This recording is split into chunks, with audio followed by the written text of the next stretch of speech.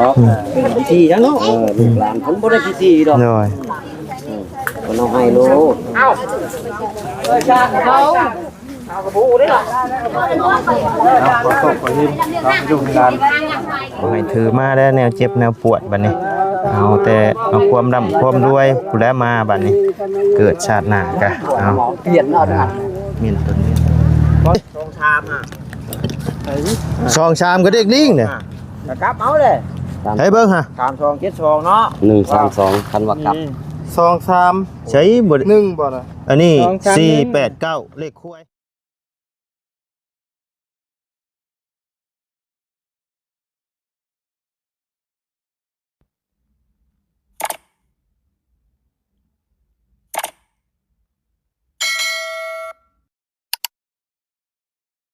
เย็นเลยครับ ไปพี่น้องเลยได้เวลาแล้วเนาะพี่น้องเลย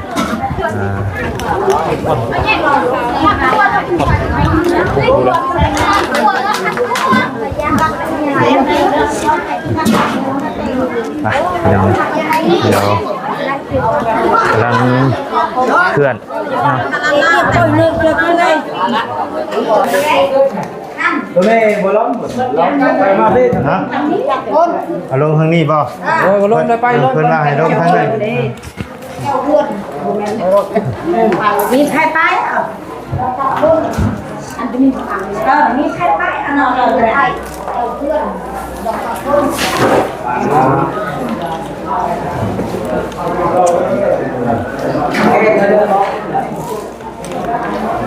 ช่างอยู่ไว้เอาไว้เพิ่มอีกทีได้ปะเอาเลยยาวเลย เอาเลย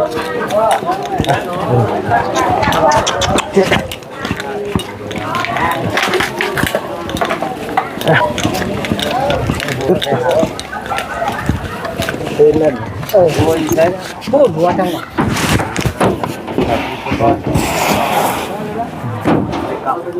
โอเค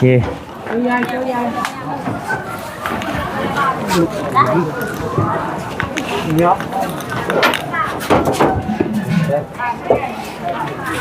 โน้ตทำแม่ยังรู้แถว เกือบกัน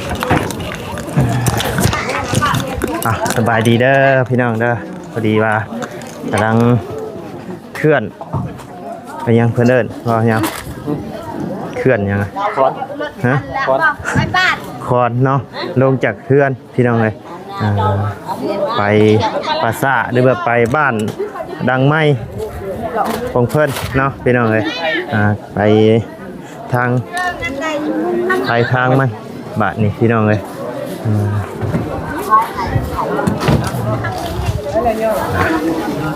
ส่งครั้งสุดท้ายเนาะพี่น้องเลยเดี๋ยวเอาเกิบก่อนมาเงาเลยไปพี่น้องเลยกำลัง ผมไปอาชิญญาณเนาะ เนาะ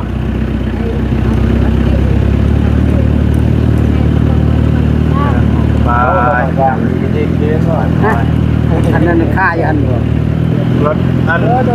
น้ำก้อนยังบ่มนั่นอยู่เนาะ ก้อนเช็คคุยเรื่องเราเท่า เพื่อยแล้วบ่ ค่าอยู่นี่เช่าค่าไปกับสมัยนั้นมันเชียร์แหละ รถมันตาย แล้วมันว่าจะค่อนข้างยอดใจกับพวกนั้นรถ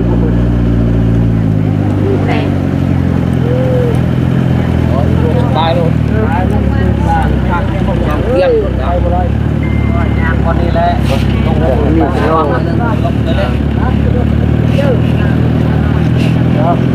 กิโลนี่เลยกิโลนายโยลังตายแล้วเราหนังกัน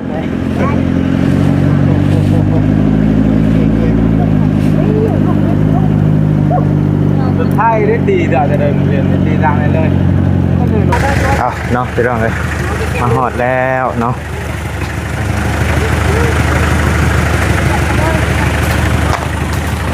เพื่อดอกเสือกเพื่อดอกไม้เงาเลยบางทีเลี้ยงมาเพื่อนไปหนาไปเรื่อย ก็ต้องเดียวล้าง ๆอะไรก็โตตัวแบบใหม่เนาะถ้าเป็นแม่กระจายแม่ชื่อเด็กขายเนาะอยู่ไม่เนาะขอให้ผมไปก่อนเสือกได้อย่าเลย มาซ่ามาซ่ามาซ่าขบวนมาเนาะมีคนมาเด้อ รถชาบุญยังบ่ได้มาแหน่จูนาคาไว้ไว้ได้จูนาคาไว้ มาซ่ามาขางเชือกได้ให้เป็นหลายคนนะ เนี่ยโรงยังมอง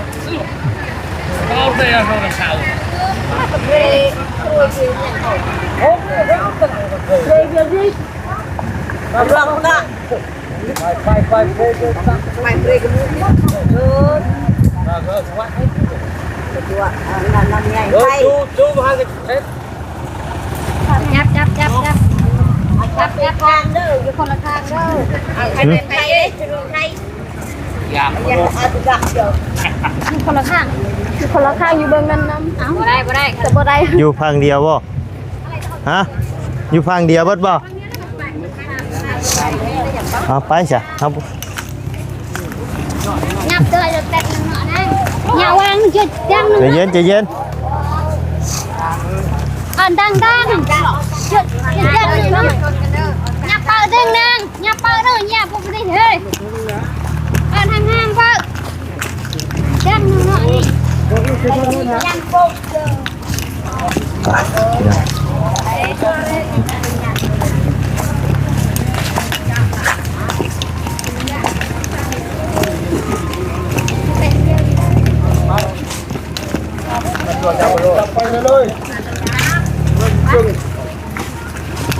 พี่น้องเนาะพี่น้องเลยครับเอาเด้อน้ำเด้อ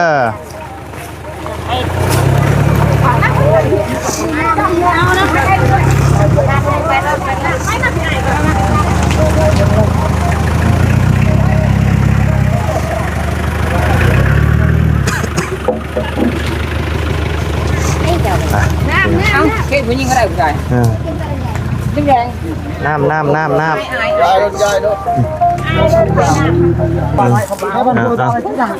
ไปอ่อนยาวเนี่ยยาวเลยปั๊บไปเลี้ยงงัวไหนไปเลี้ยงเห็นไหมคนให้พาดู โอ้มีเงินน้ำเด้อน้ำเด้อ พาใหญ่ๆนะ ชื่อแม่ขายได้ฮะอ่า ชื่อเอาเด้อ อ่า แกะทันมันแสบทัน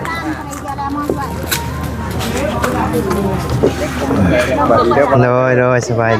ดีเนาะทางง่ายพี่น้อง ถ้าชื่อน้ำเย็นก่อนอยากก่อนจะเร็วลุงได้สิ เอาแม่ สอน โอ้แดดเนาะ ลุงกับไอ้อันเนี่ย ไก่ไหล เนี่ยอยู่ติดอยู่ ก็ เนี่ยไม่ มุดครบ ฮะมวยตีมวยกิน เบิดเอาบ่น้ำ ยังบ่ละลายกินให้หมดกินให้หมดเด้อ เบิด กินให้หมดเลย มา มาเด้อเด้อสิบ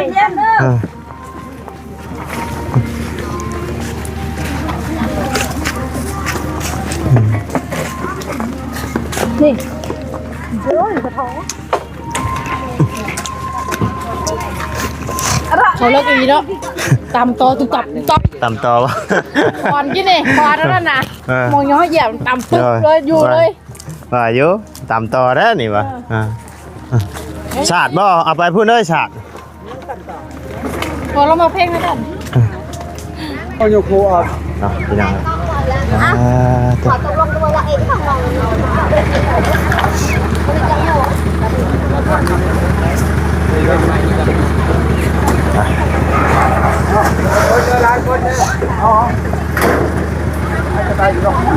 มาเลยตกรถได้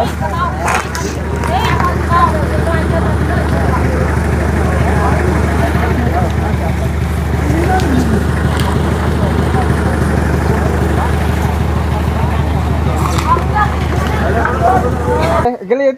cái giờ mà xe mà đang rõ luôn á mình khỏi ba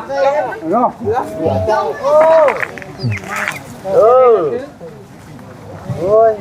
ไปเบิ่งดูได้ฮะ vâng mà bởi lẽ nó mìnhเป็นน้ำตาแต่ละคนเปล่าเมื่อออกสามหาจิตหาเบิ่งตัวเดี๋ยวเบิ่งกันนิดนึงคอยเบิ่งคนนิดนึงหาเป่า หาเก้า ของท่านไทยทานมันเล็กแม่กระเบื้อตัวนี้เล็กแม่กระเบื้อ เฮาบ่เห็นหยังเฮา เป็นหยังก็ถือว่าบ่ได้เสียเงิน บ่ได้เสียเงินแหละเบิ่งคัก บ่ เลย เห็นได้เสียเงินขับประกันรถ เอา เสียแล้ว กำลังเป็นบุญคักนี่ ปีนอย่าเอ็ดเอาอะไรก็เป็นหวังเอานี่กินโลตัวบ่เสียเงินนี่แล้วดิหลังอ่านทุกวันบ่ดีกินโลใช้ช่องค้าก่อนใช้ช่องค้าก่อนไม่ง่าย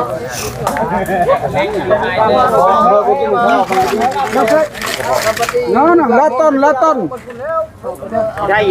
มึงไม่พอยากกันเด้อละต้นไหนละต้นใช่ช่องค้ามันง่ายยกขึ้น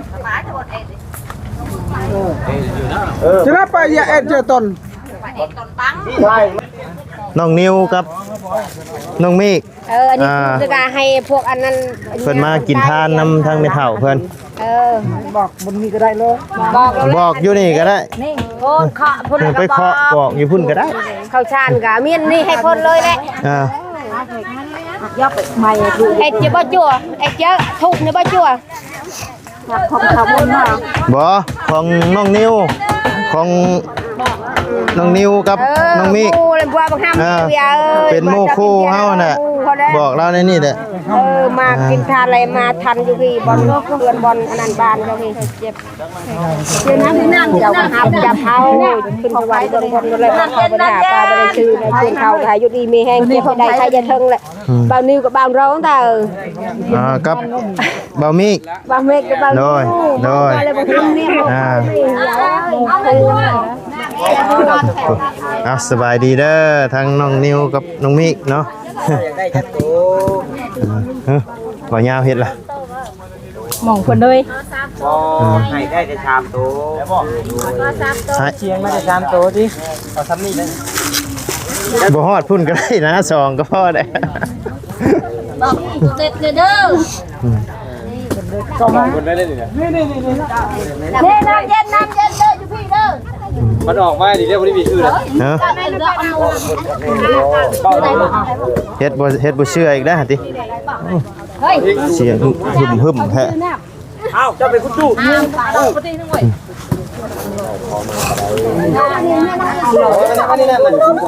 บ่กลับได้แม่เอาเสร็จบ่ เอาให้แล้วเลยแล้วละ เฮ้ยไข่ได้ไข่ได้จะบอก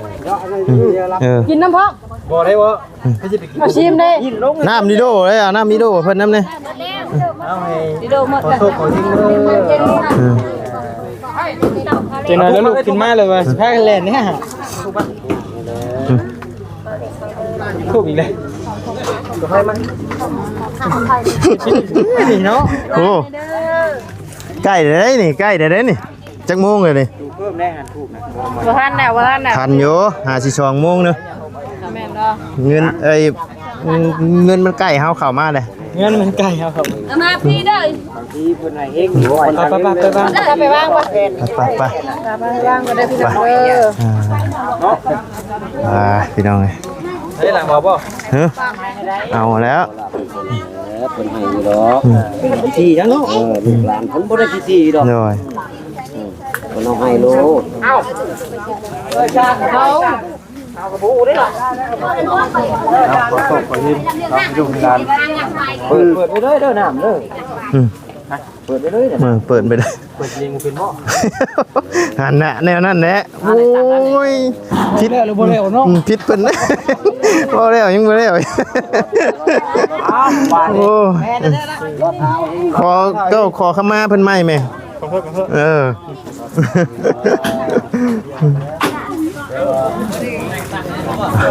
พี่น้องเลย ข้างๆอันเนี้ย เข้าไปนี่ก่อนเนาะโดยพี่น้องมาได้อาจจะบริจีเท่านี้เด้อเนาะเอาเด้อไม่ทับเด้อเอาขึ้นไปชูสวรรค์สั้นผ้าเด้อบัดนี้เนาะบ่ให้ถือมาได้แนวเจ็บแนวปวดบัดนี้เอาแต่เอาความร่ำความรวยผู้แล้วมาบัดนี้เกิดชาติหน้ากะเอาเปลี่ยนเอาเมียนตนเมียนโตเด้อไม่เท่าเด้อนะเก็บขึ้น มี เป็นสายสัพพะโลกาตมินังนี้มาทั้งการโลกาที่พี่น้อง แทงบักหน้ารอเลยแทง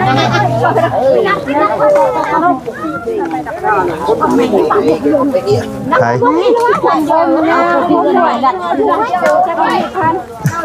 เนี่ยโจด้วยนะการเชื่อคู่นี่ใหญ่ข้าวมาเด้อหลุดไปจิ้มเลยข้าวออกไปเลย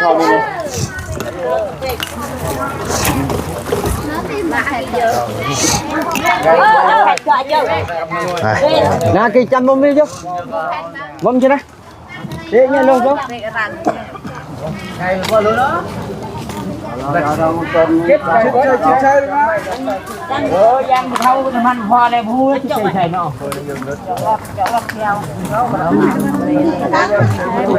แม่พี่อะไรแม่รู้แม่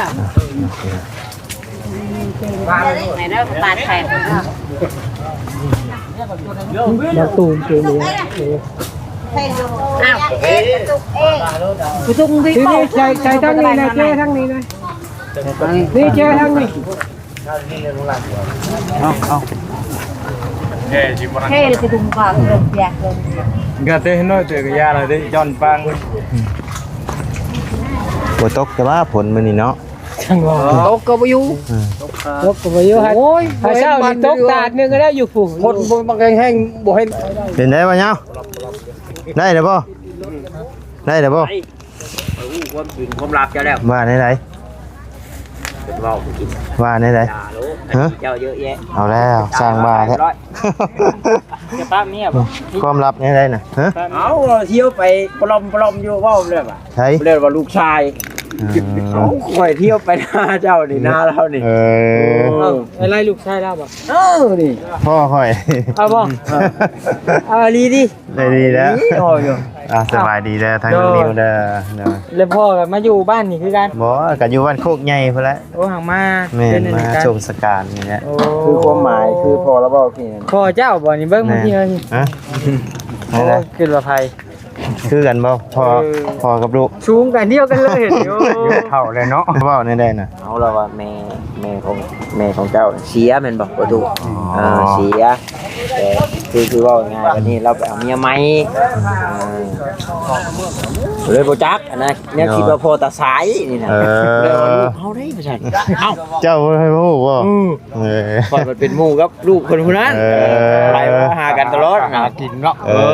ได้พานกันนะได้พานคือกัน ไปจุดนั้นกัน เพิ่นได้นุกเพิ่นกับป้าไว้น้ำเถียงฮะ กินได้เนี่ยอยู่แล้วกินกันครับออกมา เขาทิ่ม ไป ไว้ หา เอาบัดนี้ไปขึ้นสวรรค์ชั้นภาคเด้อบัดนี้แม่เฒ่าเอ้ยเนาะบ่ให้เจ็บบ่ให้บ่เจ็บบ่ปวดแล้วละบัดนี้ไปเป็นนางฟ้าอยู่สวรรค์พุ่นละบัดนี้ เนี่ยทำไว้มื้อวันนั้นเด้อพอถึงมา เจ้าสิออกเมื่อเลยบ่ เดี๋ยวเห็นได้จ้ะมันกระเทือนกับ โอเคอันนี้อ่ะพอดีซื้อขนมแม่นแล้วว่าสิออกเมื่อเลยอย่ามันคำเด้อย่ามัน อยู่ก่อนอื่นอยู่ก่อนเลย ฮะ ก่อน บ่เว้าข่าวท่าพ่อนะเรา คนนั้นเคยเป็นมือแล้วอย่างเวียกเลยกัน แล้วอยู่ก่อนแล้วอ่ะมื้อวันร้านมันชองมื้อบาท มื้ออื่นอยู่มื้ออื่นมื้อฮื้อมา ละยายสลัดเลย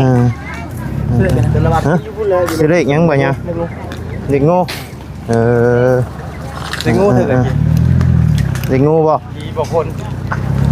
ต้องมาสอบ71ที่ จะชื่อเลขยัง